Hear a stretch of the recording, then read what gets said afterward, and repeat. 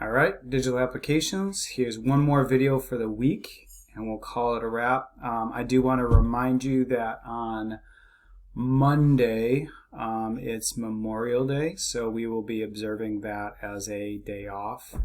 So I won't be posting anything, and I don't know, with how flexible we are over the weeks, I don't know that that's going to cause much of a difference in how our week plays out after that. But I hope that you guys are able to do something in these conditions during your Memorial Day to, I don't know, have a barbecue in the backyard or you know, I don't know what, you know, I'm probably going to try to meet with my family over Zoom or, you know, some other kind of multi-video conference. So hopefully you guys get a chance to do something to observe the holiday. But at any rate, this assignment, we're going to talk about tables in PowerPoint. It's very similar to tables in Microsoft Word, so it's going to be reviewing those a little bit. But let's see how this plays out in Activity 8. All right, so here's the PowerPoint that we've been working on over the course of our various assignments. Go ahead and rename your file to Activity 8 and, excuse my itch there. All right, we're going to go down and we're going to create a new slide after slide 8. Okay, so in this, once I've selected slide 8, I'm going to click on New Slide, and we're going to use a different layout because, you know, title and content gets kind of boring over and over again. Let's go Content with Caption.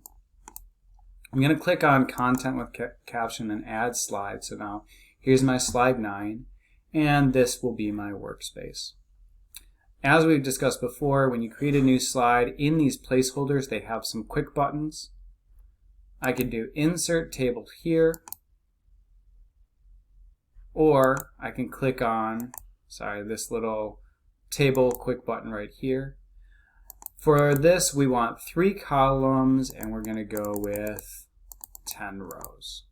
I'm going to click OK, and I get this as the result. 3 columns, 10 rows. If you don't get that correct, I would suggest deleting the table and trying again, or clicking your undo button and trying again. All right, so here in PowerPoint, we've got the Table Contextual tab open. We are using the simplified ribbon here, so this is really what we've got going on here. We are going to enter some different information here.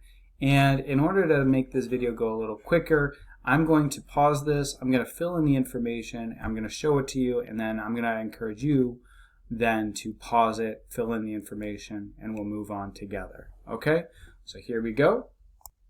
Okay, so here we go. This is the completed table, and this is going to be a bit of a typing exercise. It looks like I did some accidental resizing here. That's better. Okay, so we've got part, low price, high price. We're talking about building a computer here. The way that you would move through this very quickly is by, while you have your hands on the keyboard, you'll be using that pinky to use the tab key. The tab key moves left to right in a table to enter the different pieces of information. Okay, so this is a good typing practice from, you know, what we've learned in class. We've got those dollar signs, which is Shift 4, period, 00 for a lot of those number amounts. This is a bit of typing of an exercise, but you guys can do it and try to use this as practice for good typing form throughout. Make sure you get the correct numbers, make sure you get the correct words, and fill this in accordingly. If you need time, which I imagine you will, you should pause this, have this information up, and, you know, transpose it to your own assignment. Okay, so assuming that you have now caught up to have your screen looking like mine, you've got all the correct information here, we are going to do a couple of things to modify this. Okay, I'm have my cursor somewhere inside this table. I can see that the resizing handles are over here. I am going to click on the Table Contextual tab. I see here that I can go and I can change and modify the look of my table, okay, through these different kind of accents. Okay, so we're going to change it to an orange or reddish, and I do like having, for this information, what we call banded rows. You can see how each row has a different color. It goes kind of dark light, dark light. This helps, especially with tall tables, with a lot of very similar information. It helps people read very easily across the line, or wide tables as well, so that they can keep track of, what information belongs on which line.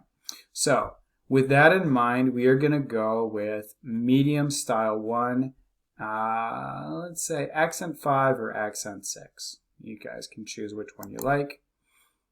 Now, once I have applied the style that I like, we have some over here style options. These things can change just kind of at a quick click, highlighting different things here. For example, this bottom row should look different than the other rows because it's a totals row.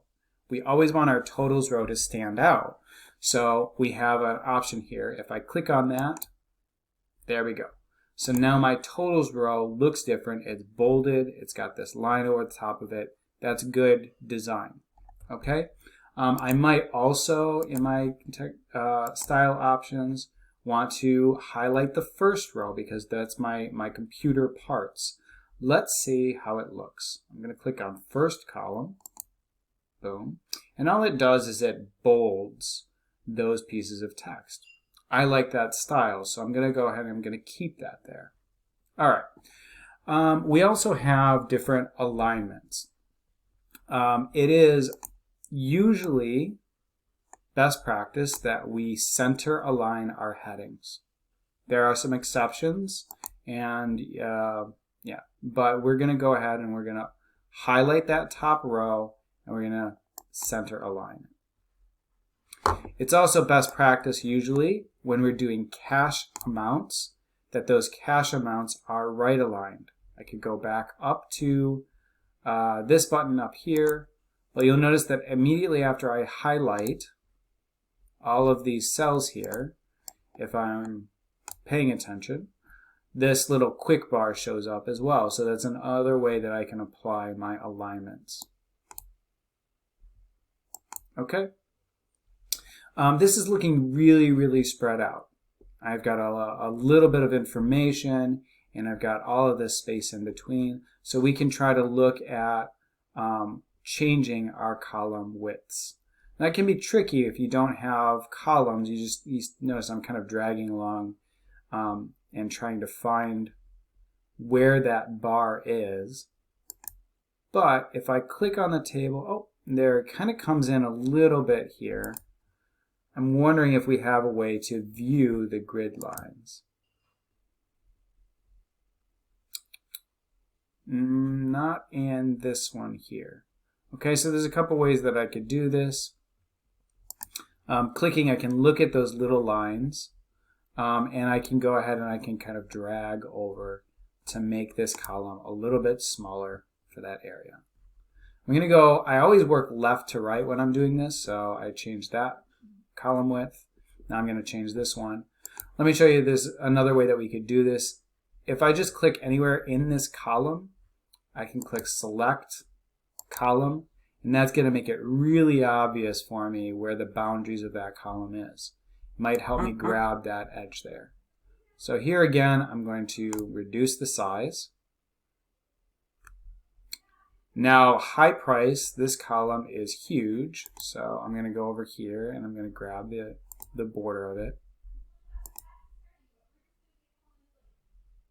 Oops. All right. And I'm going to go ahead and kind of drag that across so I get them about the same size as one another. Okay. So now my table is a little bit better proportioned. What I want to do is I want to go ahead and I want to center it. Okay, I could try to drag and drop it to get it in the right position, but I don't want to do that. So instead what I'm going to do, wait a moment.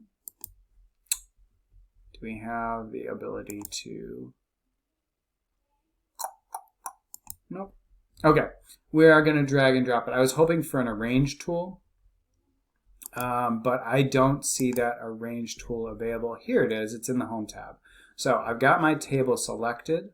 I'm now clicking on home, and here under arrange, it's these 3 boxes, I can align the whole table to the center. Now this is not talking about the text in the table, this is talking about the table itself. Boom. Now I can find the exact center without eyeing it, without all the problem of trying to drag and drop it. Let's see how it looks if I center it middle. That goes a little bit too far, so I don't want to quite do that. I'm going to drag up, find that center line, and try to get it in the middle of this space here.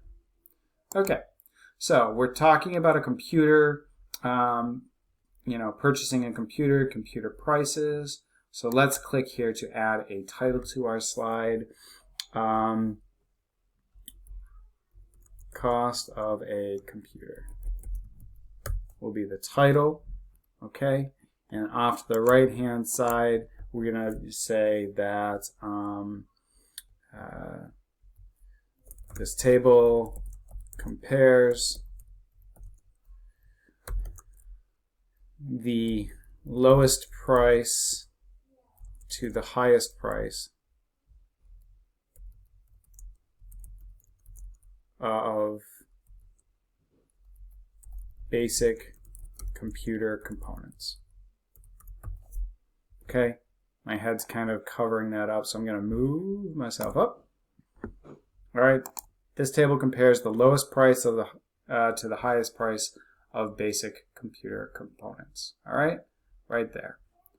We still have our name is showing up down here. We have our page number, a title, a little tagline, and we have our table. Okay, there is more that we could discuss here, but I think I'm going to leave it at that. Keep this one short because the last one was long and I made you guys do a lot of typing here. So, all right, that's the last assignment of the week. Have a good Memorial Day on Monday, and we'll be doing a little bit more PowerPoint next week. Don't forget to keep up with your EduTyping assignment as well. Okay, bye.